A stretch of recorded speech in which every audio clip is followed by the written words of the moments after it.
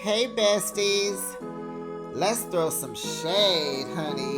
You ready to get into it?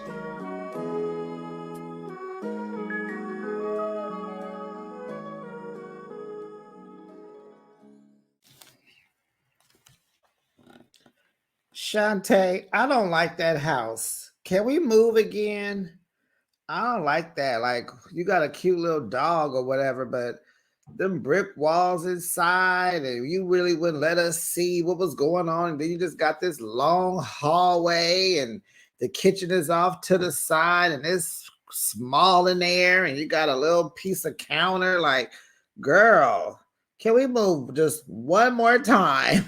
Can we just one more again? Can we just move one more time? And baby, Tisha, that little piece of hair, I guess it's just gonna stick up every episode. We are into the 7th episode of this new season, and honey, her hair is still sticking out. And the auntie, her hair be cute with her braids, her little kissy curls. Like, why don't you help your niece? Okay. And are we convinced that True has a car now, or is that his friend's car? Ha ha. Okay, y'all. Besties, hey, what's up? This is Behind the Shade. Let's throw some shade, honey, because we got plenty to throw. Let's get into another episode of Love After Lockup, Season 5. This is episode 37. Love Me, or it's actually love me not. Okay, whatever. Don't like that title. We will change it, I guess. And let's start off with who? Who should we start off with? Let's start off with, let's do Julian and Christina the catfish. So she calls her PO, leaves a message, trying to get in touch with her because she's trying to see, can she get, switched to whatever. I don't even remember what state Julian lives in. I have no clue. Where does he live? Is it Virginia? And she was in jail in West Virginia. I don't even remember. But anyway, now she's trying to get in touch with her parole officer. So he's like, well, let's do something else. Let's go up there. So he takes her up there. She doesn't meet with her. I guess the PO wasn't there. She's trying to check in. And so she wasn't there. So she got the PO's cell phone number and all that. So, they're like, okay, you tried to connect with her like you're supposed to. So, girls, we find out Julian is paying for an attorney in Ohio so she can fight for custody of the twins and get child support. I know you lying. I know you lying. We've heard this story before. Was that Michael? No, Sean. Was that Sean when he was messing with Destiny, where he went and put some money up for a bond for her, or whatever. But here we go again. And so she wants to get another attorney to fight her mother to get custody of her son in West Virginia. So he's letting us know, the retainer to even get an attorney is $5,000 to start. And so he was getting ready to tell us how much he has paid. But in his confessional, y'all, he just could not say it. So he just said, I have paid too much already now. And so he wants her to get a job, just a job. It don't have to be an executive job. Of course, it won't be.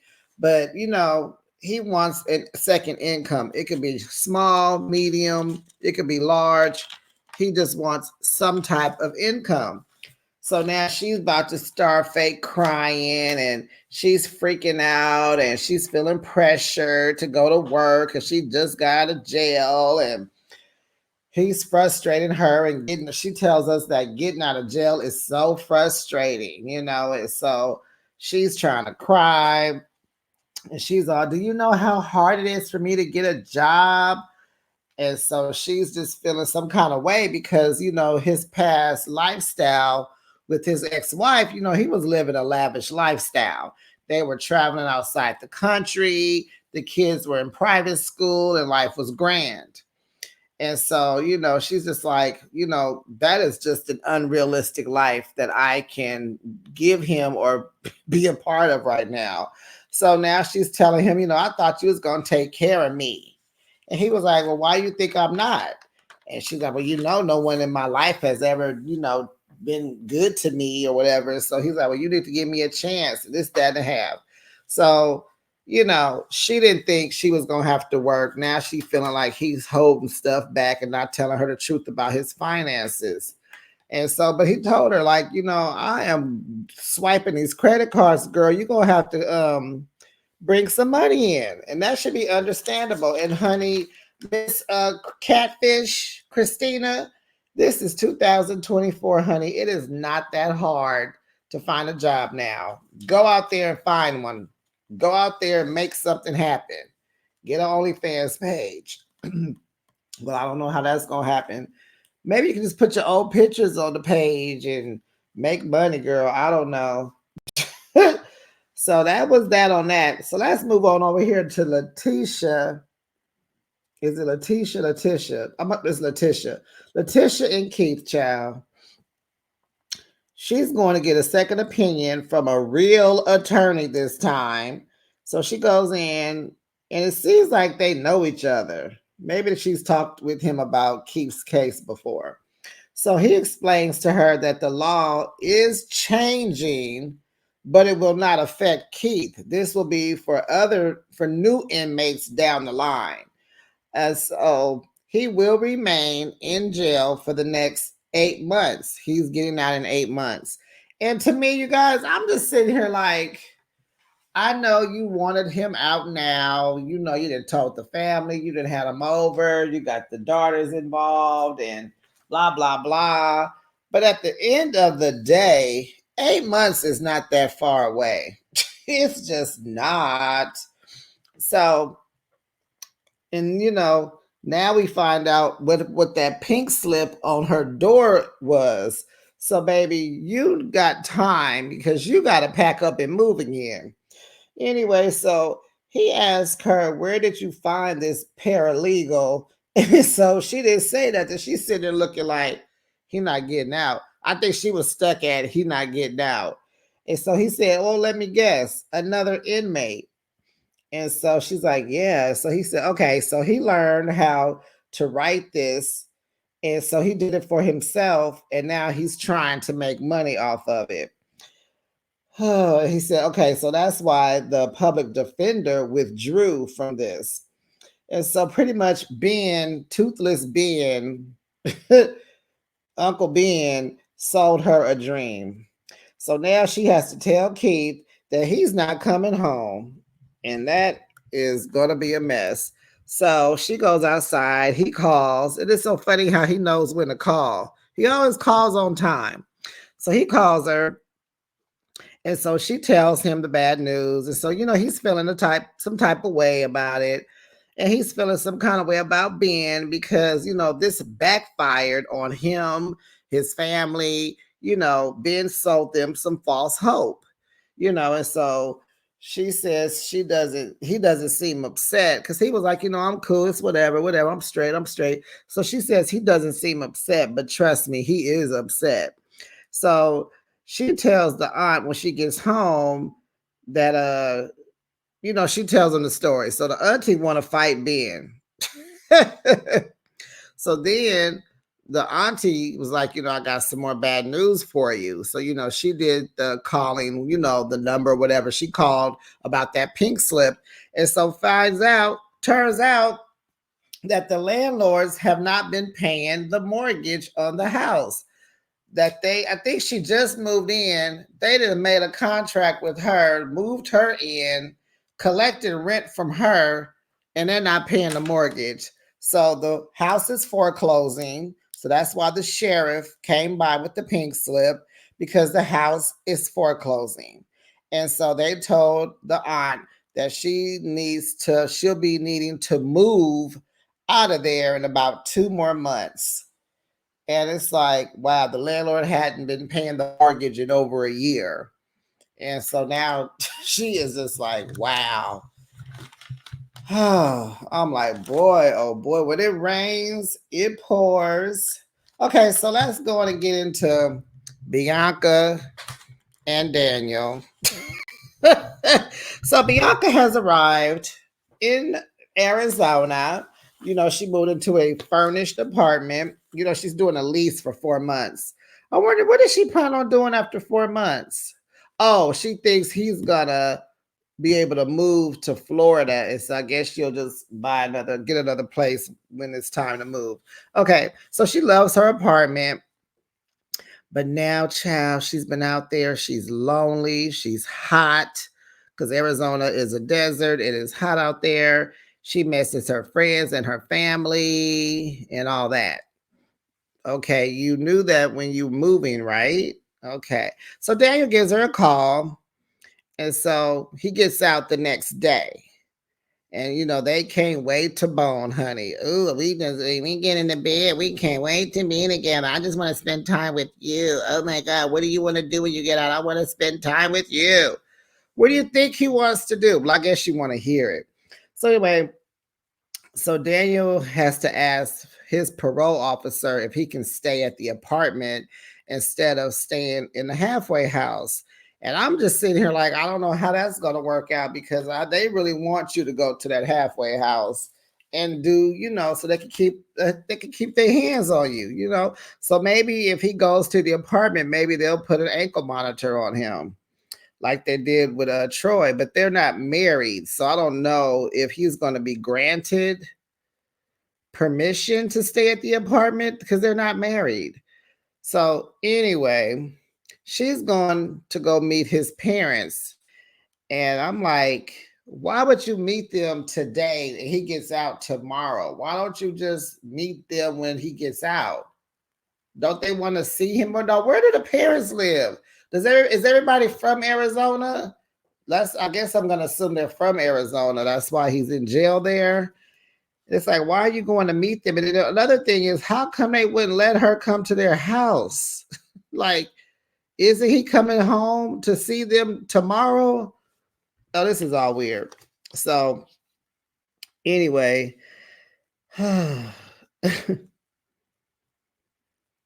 Brittany, what's her name? Not Brittany. Bianca gets to the hotel bar. She orders a drink. Why are you doing that? Like, girl, she is so oblivious. Like, why would you drink right before you're about to meet his parents? Why are you drinking while you're meeting them? I'm sure she knows that the stepfather suffers from addiction. I'm sure she knows that Daniel's brother, has gone to glory. It's like, why are you she's just so silly. She just do the dumbest stuff. So the parents show up and his cousin comes also. And we find out the stepdad has been sober for 5 months. 5 months. It's like, oh goodness. So Dad apologizes and says, it's just my humor. I didn't mean anything by it. I was just, introducing you to my humor and it didn't go well. Sorry. She said, okay. So his mom asked, how much do you drink? She went right in, honey. I didn't pick up her name, but honey, Miss Ma'am with the curls, she went in. So how much do you drink? Not that much, but I mean, I do like to come home and have wine after work. You don't even work. You're not gonna drink in front of him, are you? Well, yeah. I plan on, having wine with my dinner, and he says he doesn't care. Well, she said, well, he's not gonna say to you that it bothers him, but it does. Duh, hello. Well, I don't want to stop drinking. What? Girl. So Dad says, when he sees liquor around him, he throws it out. He goes to the refrigerator. If he sees a bottle, he pours it out, throws the bottle away. He wants it away from him. He don't want to see it, none of that. So the mother doesn't drink. And my thing is, well, why did you guys meet at a bar? Why are you guys at the bar? You're at a resort, a hotel, right? Why couldn't you meet somewhere else? I was going to say outside, but I know it's hot at the pool. But you could have met somewhere else. Why did you have to meet at the bar? Anyway, it's like I'm saying, how come she can't come to the house? Do they live far away? Like, what is going on here? So she doesn't want to stop drinking. So dad's like, I throw everything out. So mom's is like, well, didn't you get hit by a drunk driver, right? And she's like, well, no. Well, it seemed like, my friend, she didn't seem drunk. We get in the car. She blacks out. She hits her head on the steering wheel. We're going 85 and we run into a wall. So Bianca, before that happened, nothing about her said she was drunk. You said y'all met and drunk how many drinks? You didn't think she was. Oh, Bianca. Oh my gosh. Whew. Maybe she suffered some damage in the accident because that would make sense. Has she always been? Never mind. So, they're like, look, Daniel will drink and then that will, make him do the other D word, rugs with a D in front. So the mom is like, I have dealt with 2 husbands that had addiction, their dad, this husband here, 2 of my kids, I lost one. And she's just like, if she loses Daniel, she will just unalive. She'll rather be unalived. And so Bianca's just like, oh, I'm so sorry to hear that. Yeah, I think she said Daniel told her that, and she's like, so sorry. And she's just like, so she tells us this kid was her middle son, and he OD'd with fentanyl. I don't even know if I can even say these words. He overindulged with rugs with a D in front. And this was like 2 years ago. And I looked and he was 31 years old. So the dad said he just hopes that Daniel leaves if she drinks. Like, if I hope he has enough courage to just want to just leave or just whatever. So she's like, well, I'll just drink with my friends. Now she's trying to backtrack. And so the cousin's like, well, yeah, just be accommodating to him, be mindful. And so, yeah, because they all say, we like you. We want you guys to succeed, And so he was like, yeah, because I think you're cool. And she looks at him and say, well, why did you convince Daniel not to marry me? Child, the look on the cousin's face was like, oh, what? Child, that Bianca boy. She was like, well, why don't you do that, huh? So I guess we will find out the answer next week, because that's how her story ended. So let's I guess we're down to okay, let's do Zaria, Karen, and Troy. We gotta put Karen in there. We love Karen, girl. So Zaria is just nervous about going to Buffalo with Troy to see his daughter. Now remember, he has not seen his daughter in 6.5 years or more. She's right, 6.5 years. She's 7. So she just at the house. Now I don't understand. Zaria is half dressed in the bathroom, putting on her makeup, but she is just running around this house swearing she's not going to Buffalo. This psychic that she went to got this girl. She is all in Zaria's head. She got this girl tripping. She bending over, grabbing cosmetics. Honey, her little girlfriends is trying to come out the bra. I'm like, girl, go put a shirt on, put a robe on, put a towel over you. Girl, your boobies is about to pop out that bra. So, the baby mama don't like Zaria. Of course, she wants to be with Troy. Zaria is not being supportive of this going to go see the daughter. She just rather start an argument with Troy. So she telling Karen that she doesn't trust True when he talks to Yana. Yana's like, well, girl, he got to talk to her. That's the mother of his daughter. They got a child. They got to talk. Zaria is like, well, he could get out. Now she kicking Troy out the house. He like, I just want to see my daughter. Well, that's not what that. She just run around, just running around. You know, that control thing she's trying to do. She's mad. She's mad, mad. Her mad is mad. Okay? Zaria, calm down. Goodness, didn't you just go to church the other day? So what, she doesn't want him to see his child? It's like, what, you want him to be like how you are with your baby daddy? He ain't in your son's life. Well, heck, you ain't in your son's life because your son live with your parents. Shoot, now you mad that he gotta go, and I know Buffalo is a few hours away. What are you up in arms for, girl? You need to go up there and let your presence be known to that baby mama, girl. She needs to respect you. Okay? Zaria, are you listening? You need to be supportive. There ain't no reason. You got a good man, Savannah. You got a good man. Troy ain't bothering nobody. Nobody.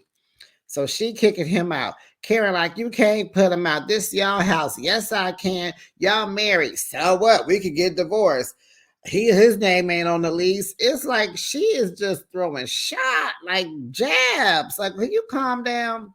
So I'm like, girl, keep getting ready because you look like you getting ready to go. So go and pack your stuff, whatever y'all gonna do. Go on up there to Buffalo and stop tripping.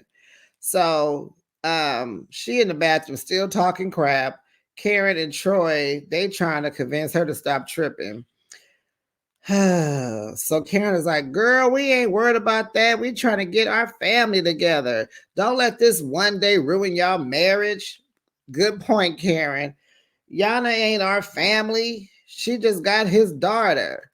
So Zaria feels like she has to compromise everything. This, that. And she's tired of it. Girl, duh. He was in jail. What did you think was going to happen? What do you think marriage is about? It's about compromising. Then she on about that, I could find somebody that could do something for me. Did you really just say that? You act like Troy is not listening, like he don't have no feelings. So, honey, he bounced. He got up and left. Didn't nobody say, didn't even know he left. So he goes for a walk. Production shows us, honey, he been walking 6 miles. He's so mad. And so Karen thought she needs some more gummies because they messing up her high. And she don't want to keep using her. She like, y'all need to go get me some more because y'all messing up my high. So they go looking for him. So they drive to the train station. They sitting out there. Yana calls Karen. And so she asks Yana, have you talked to Troy? And so she's like, no, I don't even know what she said, but she said like everything, she said he was overwhelmed. So production shows him walking and he's just pretty much saying all the things that production feels like he should be telling Zaria. He's just like, I just want to see my child. I don't even want to be arguing about my baby mama. I don't even want her. I want my wife. I just want to see my daughter. So they're like, why don't you tell her that? He was like, I have. So Yana says, tells Karen, he's just overwhelmed by everything. And so I'm like, how she know? So they go back home. Yana calls again. So Karen's telling her, like, I'm ready to go home. I've been here for 4 days. I don't know where he is, but I'm not leaving until I hear something. And she's just telling her, now she kind of being lightweight messy. But her high probably wearing off and she just zooming in and out.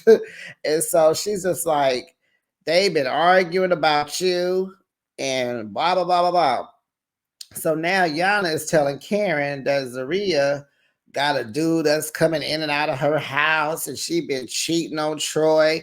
And I'm like, oh God, what's her name? Zaria, you should be making your presence known. You might have to get in that girl's face, rah with her to kind of get her to understand, like, you're not going nowhere. Your presence is strong.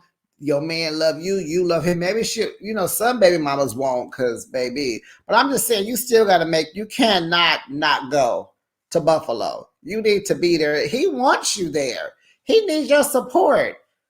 Please don't let Karen go up there without you. You shouldn't even want Troy to go up there with just Karen. With her old mess, you got to keep your eye out on Karen too. Because ain't no telling what she going to say. She's sitting in your house telling the baby mama that you and him been arguing about her. Child, Karen would have had to get put out my house right then and there.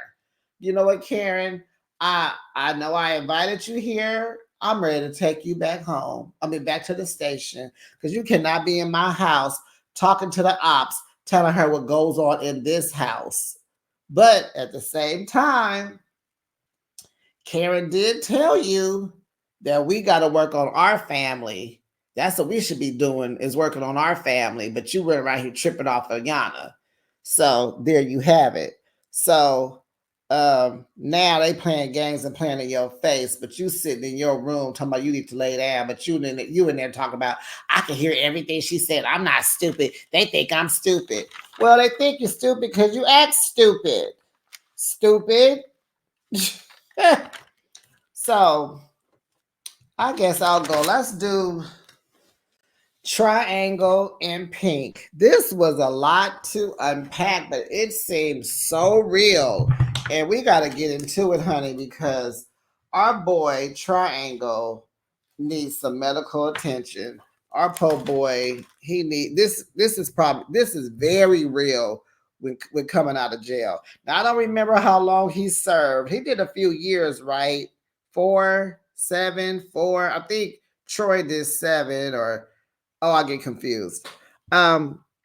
You'll tell me in the chat if you remember. But let's get into it, because, honey, whew. So Pink, Hope takes Triangle, Arthur, to the fabric store, because he was making fashions and designs in prison. So remember, when he got out, she bought him a little sewing machine. I'm not convinced that this is her place. I really think this penthouse is an Airbnb, and I'm convinced that production went and bought that little toy sewing machine. I'm just not convinced. So they go to the clothing store, because he's a fashion designer in his own right. And when he was in jail, he was making all kinds of stuff, and so he only made his clothes with white, because all he could use probably were t-shirts. So he is really like juice to be in this fabric store. He saw some camo. He called it chocolate chip camo or something like that. And so her sister calls her. So she kind of tells him, baby, I'm going to step over here and take this call. And it's like, okay. So she goes over there. She's talking to her sissy, her sister. She just telling her sister, oh, yeah, I just been working hard, this, that, and the other. Her sister lives in Seattle. And her sister's like, oh, yeah, I'm about to come. I need to come to Texas to visit. And so Hope is like, no press, no press. And I'm like, girl, okay. You gonna hide Arthur in the room like felon in the attics over there, Julian and Christine. You gonna do that with Arthur? And so they're talking, and so he comes over and he like, what's up? And so we find out she's hiding Triangle because her sisters are judgmental, and she wants them to meet him in person first, and they can get to know him and like him. So he's all over there like, what's up? And she over there like shushing him. And honey, men do not like being shushed, honey. So then she kind of hurries up and gets off the phone. And so he's like, well, who was that? Who was that? Oh, that was my sister. And he was like, yeah, I was on the FaceTime. She was like, yes. So he was like, I want to meet, he wanted to meet her. Like, why you didn't put me on the phone? I wanted, she get to see me in my element, woo, wah, wah. And, he's like, I'm a grown man. Don't be shushing me. That's what he feel like. So he was like, so Pink gonna try to disguise that. Like, this is your moment. I didn't want it ruined with, any negative energy. So he was like, okay, bet. So now he's wondering if she had living a double life. Is she like, what other secrets is she hiding? If you hiding your sister, Who else are you hiding? So back at home, she wants him to put a bookcase together. So he's like, oh my gosh. And so she like, what you said, you know how to put stuff together and all that when you was in jail. And so he tell her, yeah, I could do it, but you sit here staring at me. So I thought that was funny. Like, can you go do something? Like, stop watching me. But it's like she in love with you. She want to look at you. So he tells her that he was looking through some old letters and he found some pictures of her with someone else. And so she was like, well, do you want me to throw them away? Like it was a picture, wasn't doing nothing, right? And so he was like, yeah, no. So he's like, it's your past, whatever. So she says, you can feel a certain way about it. And I was thinking, I know she's trying to get him to open up and talk, but that right there was like, are you trying to start an argument? I mean, you could feel some kind of way, like fuss at me, argue, let's talk, let's fight about it, let's go back and forth. Is that what she was giving? What y'all think about that part? Because I was like, is she trying to pick a fight with him? But I do know she is trying to get him to open up, but we can't ignore that. We do know she's a tad bit ghetto. So he said, it's okay. So she feels like he's been quiet since he's been home. He's not really communicating. And she doesn't want him to hold stuff in. So, yeah, that's good. But you got a tendency, and we already know what happened in real life. Remember the metal, I don't even know if I can say the fun with a G. Remember she has the piece and he's in jail because of this piece. And I'm thinking after I watched this episode, after this happened to him, you went out and got protection that he can't be around. Okay, that's a good word to use. He went and got protection and you guys are going back and forth about it after this just happened. Like, yeah, sorry, Pink, Hope, Pink, you are unhinged. And Arthur, you do need to leave her. You need to go home. You need to, when you get out, don't mess with this girl anymore. I don't want to hear about this couple again. And I definitely don't want to see them again. So she doesn't want him to hold stuff in, and she doesn't want to start no friction at the fabric store. So, oh no, I'm sorry. I didn't went off this. Now I'm okay. They back at home putting this bookcase up. My bad. So he says, I'm still institutionalized. I still feel like I'm in robot mode. And so, he's not used to showing his feelings because, in jail, you can't show feelings. You can't have a heart. You can't be soft. They'll eat you up in there. And so, he says, you spend so much time, you learn how to be stiff and cold to survive, And so he was like, I just want to get back normal. And so it's like, okay, he needs a therapist just so that he can kind of switch out of that. And he wants it. He just said it, he wants to get out of that. But this is what's going on a few days after he gets out. He's tripping, and that's normal, right? It's understandable. So she's like, you can't bury your stuff because it'll come out in other ways. And so he's scared to talk because he's been broken down psychologically while he's been in jail. The colors of the walls are depressing. You just wearing the same stuff every day as the next guy. He's wearing the same stuff. You can't leave your cell when you want, and so he excuses himself. So he leaves the apartment. He's walking down the hallway and he is crying. So production shows him how to get out, into the elevator downstairs and get outside to get some air. And so he says he's confused, like people are starting to look like demons. Child, he needs some help. Child, he got spirits in him, it seems like, that are coming out. And so Pink comes out to talk to him, and she's like, talk to me. You want to give me a hug? He couldn't even hug her. He had his hands out, but he couldn't touch her yet. And so she's like, I need something. Like, nothing? You don't want to say nothing? Like, you got to say something. And so he's like, I love you, Hope. And he's just staring at her, but it looks like he's not really looking at her. Like he looked like he is in a zone, right? Like he is checking out. Then he holds her. She's holding him, so he holds her. And now she's scared because he's looking weird. Yes, he is. So production calls his mom and they give him the phone and he tells her he loves her. And this is just freaking me out because it sounds like he's getting ready to do something to himself. Why are you telling everybody you love them? Like, it's like, I love you. You know, it seems like he's almost on the verge, right? And so she's like, are you having an anxiety attack about being out? And he was like, yeah. So she's encouraging him, oh, you're going to make it. Don't trip. You know, she's being a mother that he needs. Hope. I'm going to call you Hope because now I'm just like, this is serious. I'm going to call you by your name. So he was just tough. Then he tells us, you know, someone had went on to glory in front of him, right in front of him. Says, you know, he actually saw this person's soul leave his body. Like he really witnessed. He said he can't even explain. He saw someone's soul leave their body, and he said he wishes he never saw that. And now he's breaking down, he's crying. And I like how production stood in front of the camera so we couldn't see it. You know, you should protect his integrity. You know, he is a man. Like, don't put all his business on TV.